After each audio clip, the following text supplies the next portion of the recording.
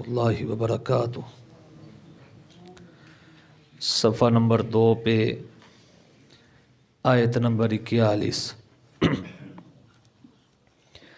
ان الحمد للہ والصلاة والسلام علی رسول اللہ، اما بعد،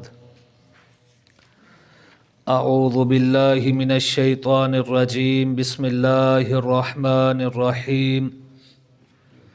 وَاعْلَمُوا أَنَّمَا غَنِمْتُم مِّن شَيْءٍ فَأَنَّ لِلَّهِ خُمُسَهُ وَلِلرَّسُولِ وَلِذِي الْقُرْبَى وَالْيَتَامَى وَالْمَسَاكِينِ وَابْنِ السَّبِيلِ إِن كُنتُمْ آمَنتُم بِاللَّهِ وَمَا أَنزَلْنَا عَلَىٰ عَبْدِنَا يَوْمَ الْفُرْقَانِ يَوْمَ الْتَقَى الْجَمْعَانِ واللہ علی کل شیء قدیر۔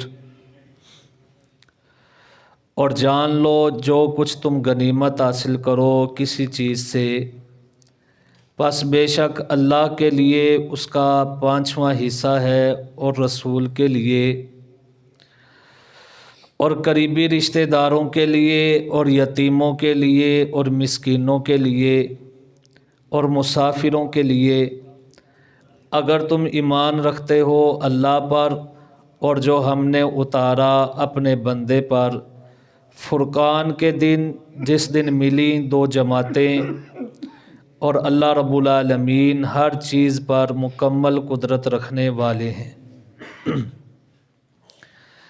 مال غنیمت اس چیز کو کہا جاتا ہے کہ جو کفار سے جنگ کے بعد حاصل ہو، اور اس کی ایک ایک چیز جو ہے وہ جمع کروانا لازم اور واجب ہے، یہاں تک کہ اگر کسی بندے کو ایک سوئی اور دھاگا بھی ملا ہے تو وہ بھی آ کے حاکم وقت کے پاس، امیر کے پاس جمع کروائے گا۔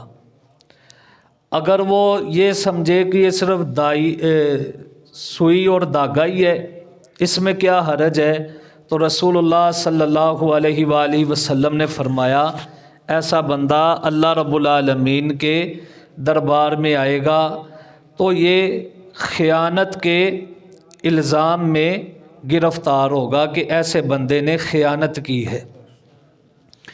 تو فرمایا جو بھی غنیمت حاصل ہو جائے کسی چیز سے تو اللہ کے لیے اور اس کے رسول کے لیے 5واں حصہ ہے۔ اب مال غنیمت جو ہے یہ صرف امت محمدیہ کے لیے حلال ہوا۔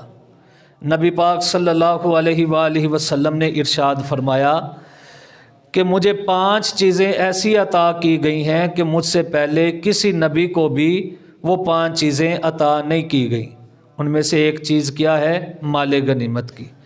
تو فرمایا اللہ کے لیے 5واں حصہ ہے اور اس کے رسول کے لیے۔ اللہ کا نام یہاں پہ بطور تمہید استعمال ہوا ہے، ویسے سارے کا سارا مال ہوتا ہی اللہ رب العالمین کے لیے ہے۔ 5 حصے مال غنیمت کے بنائے جائیں گے، جس میں 4 مجاہدین کے لیے ہوں گے، اور 4 جو حصے ہیں مجاہدین کے لیے ان میں بھی 3 ایسے مجاہدین کے لیے جنہوں نے سواری سمیت شرکت کی ہے، یعنی کہ خود بھی شرکت کی ہے اور ان کی سواری نے بھی شرکت کی ہے۔ 3 حصے ان کے، اور 1 حصہ ان کا کہ جنہوں نے اکیلے شرکت کی ہے، یعنی کہ انہوں نے ساتھ سواری نہیں لے کے گئے بلکہ جنگ میں انہوں نے اکیلے شرکت کی ہے۔ تو 4 حصے ہو گئے مجاہدین کے، اور 1 حصہ 5واں حصہ اللہ اور اس کے رسول کے لیے۔ اب جو 4 حصے ہیں ان میں سے 3 حصے ان کے لیے جنہوں نے سواری سمیت شرکت کی ہے، 2 حصے ان میں سے ان کے سواری کے لیے استعمال ہوں گے، یعنی کہ گھوڑے کے لیے، اس کے یعنی کہ خوراک کے لیے، اور اس کو مینٹین رکھنے کے لیے جو رقم ہے وہ استعمال ہوگی۔ 3 حصے جو بنائے سواروں کے لیے، 2 حصے سواری کے لیے، اور 1 حصہ سوار کے لیے اپنے اوپر وہ خرچ کر سکتا ہے۔ اور 5واں حصہ اللہ اور رسول کے لیے، وَلِذِی الْقُرْبَى، اور قریبی رشتہ داروں کے لیے۔ اب جو نبی پاک کو 5واں حصہ ملنا ہے اس میں سے آپ اپنی ضرورت کے مطابق اور اپنی بیویوں کی ضرورت کے مطابق رکھ لیں گے، اور پھر کچھ حصہ قریبی رشتہ داروں کو بھی دیں گے۔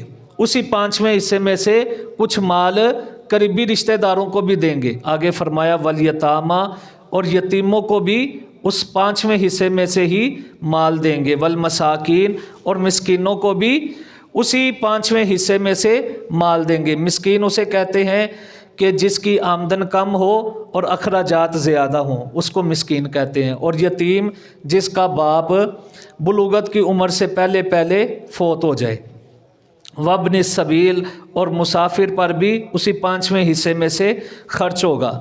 ان کنتم آمنتم باللہ، اگر تم ایمان رکھتے ہو اللہ پر، اگر اللہ پر ایمان رکھتے ہو تو یہی تقسیم ہوگی۔ وما انزلنا علی عبدنا، اور جو اتارا ہم نے اپنے بندے پر۔ اب دیکھیں یہاں پہ اللہ رب العالمین نے نبی پاک کو اپنا بندہ کہہ کے مخاطب کیا ہے کہ میرا بندہ۔ اگر نبی پاک صلی اللہ علیہ وآلہ وسلم بندے نہ ہوتے تو اللہ رب العالمین کبھی بھی بندہ کہتا نہیں۔ اب کئی لوگ کہتے ہیں کہ نبی پاک صلی اللہ علیہ وآلہ وسلم نوری ہیں، اور کئی تو آپ صلی اللہ علیہ وآلہ وسلم کو اللہ کے برابر ہی کہہ دیتے ہیں، اور کہتے ہیں دو ایک ہی ہیں، یعنی کہ اللہ بھی ایک ہے اور نبی پاک بھی ایک ہے۔ حالانکہ نہیں، اللہ خالق ہے، نبی پاک مخلوق ہے۔ اللہ معبود ہے اور نبی پاک عابد ہیں۔ اللہ رب العالمین نے فرمایا میرا بندہ جو میں نے نازل کیا اپنے بندے پر یوم الفرقان، فرقان کے دن۔ فرقان کہتے ہیں حق اور باطل کے درمیان فرق کرنے والا، کیونکہ غزوہ بدر حق اور باطل کے درمیان فرق کرنے والی جنگ تھی، اس لیے اس کو یوم الفرقان کہا جاتا ہے۔ یوم جس دن التقا ملی جمعانی، دو جماعتیں، ایک کافروں کی جماعت اور ایک مومنوں کی جماعت۔ کافر اس دن 1000 کی تعداد میں تھے اور مسلمان 313۔ واللہ، اور اللہ تعالیٰ علی کل شیء قدیر، ہر چیز پر مکمل قدرت رکھنے والے ہیں۔ وَاعْلَمُوا، اور جان لو، انما جو کچھ تم غنیمت حاصل کرو، من شیء کسی چیز سے، فَأَنَّا پس بے شک، للہ اللہ کے لیے، خمسہ اس کا 5واں حصہ ہے، وَلِلرَّسُولِ اور رسول کے لیے، وَلِذِي الْقُرْبَىٰ اور قریبی رشتہ داروں کے لیے، وَالْيَتَامَىٰ اور یتیموں کے لیے، وَالْمَسَاکِینِ اور مسکینوں کے لیے، وَابْنِ السَّبِیلِ اور مسافروں کے لیے۔ ان کنتم اگر ہو تم آمنتم ایمان رکھتے، باللہ اللہ کے ساتھ، وما اور جو انزلنا ہم نے نازل کیا، علی عبدنا اپنے بندے پر، یوم الفرقان فرقان کے دن، یوم دن التقا ملی جمعانی دو جماعتیں، واللہ اور اللہ تعالی علی کل شیء قدیر ہر چیز پر مکمل قدرت رکھنے والے ہیں۔ وَاعْلَمُوا اور جان لو، انما جو کچھ غنیمتم تم غنیمت حاصل کرو، من شیء کسی چیز سے، فَأَنَّا پس بے شک، للہ اللہ کے لیے، خمسہ اس کا 5واں حصہ ہے، وَلِلرَّسُولِ اور رسول کے لیے، وَلِذِي الْقُرْبَىٰ اور قریبی رشتہ داروں کے لیے، وَالْيَتَامَىٰ اور یتیموں کے لیے، وَالْمَسَاکِینِ اور مسکینوں کے لیے، وَابْنِ السَّبِیلِ اور مسافروں کے لیے۔